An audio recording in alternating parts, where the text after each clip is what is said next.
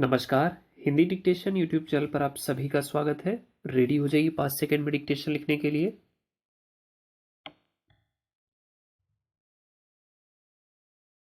इसमें कोई शक नहीं कि वैदिक काल से ही भारत में नारी की स्थिति काफी खराब हुई है।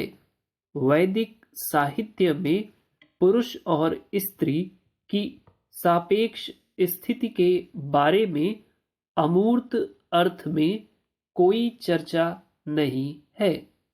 ऋग्वेद में स्त्री का उल्लेख युवती के रूप में किया गया है। उसे सुरक्षा, भरण पोषण और शिक्षा के वही अधिकार प्राप्त थे जो एक लड़के को प्राप्त थे। एक साथी के चुनाव में वह दूसरे लिंग की तरह ही स्वतंत्र दिखाई देती है।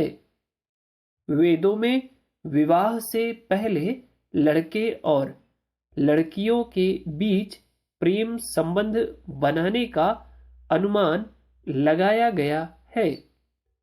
युवाओं का युवती के प्रति प्रेम और उसकी तलाश के साथ साथ उनके आपसी प्रेम के भी कई संदर्भ हैं। श्लोक 36 विवाह सूत्र को निर्धारित करता है, जो आज तक प्रत्येक हिंदू दूल्हा और दुल्हन द्वारा विवाह समारोह में दोहराया जाता है। इस समाज में एक विवाह का नियम था, हालांकि अपवाद के रूप में बहुविवाह उच्चतम वर्गों में मौजूद था। विवाह समारोह वही था जो आज भी पूरे भारत में प्रचलित है।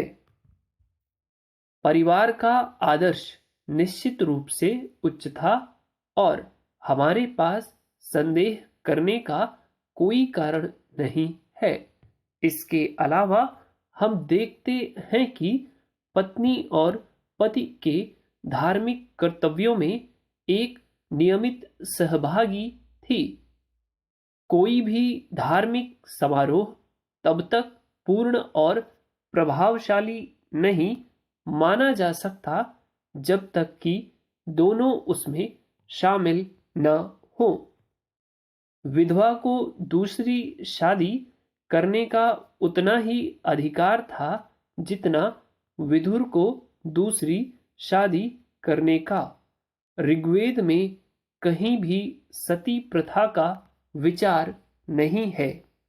हालांकि ऐसा कहा जाता है कि अथर्ववेद में इस प्रथा का उल्लेख मिलता है।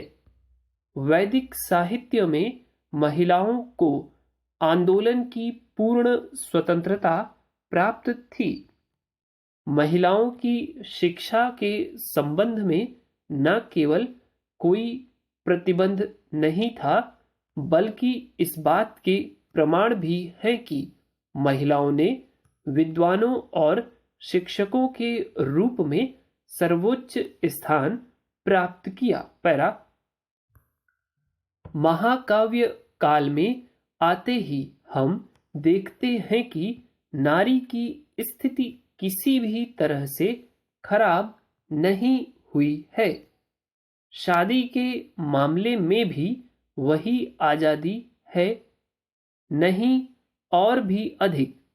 महाकाव्य काल स्पष्ट रूप से माता पिता की सहमति के अलावा अनुबंधित प्रेम विवाह को मान्यता देता है।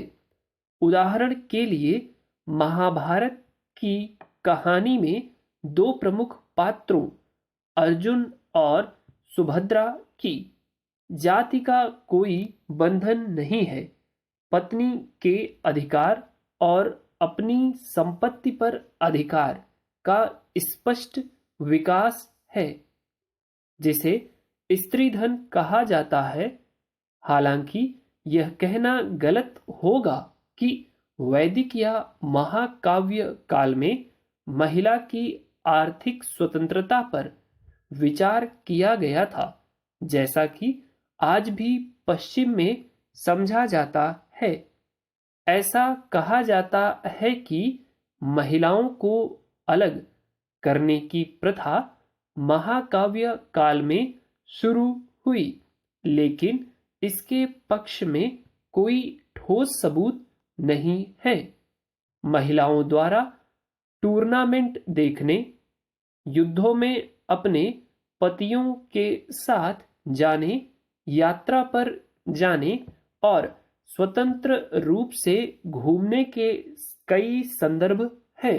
पैरा इसके विपरीत जो भी अधिकार है वह केवल योद्धा वर्ग को संदर्भित करता है।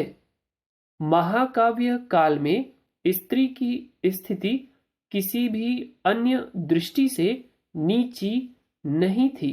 वास्तव में मुझे लगता है कि महाकाव्य काल में महिला की स्थिति भारत में अपने शिखर पर थी। गायन और नृत्य तथा नृत्य और घुड़सवारी को उपलब्धि माना जाता था।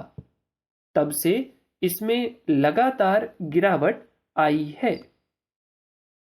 डिक्टेशन में अप्रोक्सीमेट 570 वर्ड है। आपको डिक्टेशन कैसा लगा? हालांकि ये थोड़ा सा बड़ा है, लेकिन आपको परेशान नहीं होना। आप इस डिक्टेशन को 2 भाग में या 3 भाग में जरूर लिखें। वर्ड्स अच्छे हैं इसमें, और एग्जाम में आने की संभावना ऐसे वर्ड्स की ज़्यादा रहती है। ठीक, तो हमें प्रैक्टिस करना है। यदि एक बार में आप नहीं लिख पाए तो परेशान नहीं होना, आप दोबारा प्रयास करिए, तिबारा प्रयास करिए। ठीक, और वीडियो यदि आपको अच्छा लगा है तो लाइक कीजिए, चैनल को सब्सक्राइब कीजिए और वीडियो को शेयर किया कीजिए आप लोग। ठीक, ताकि अपना ग्रुप और भी बड़ा हो सके। Thanks a lot.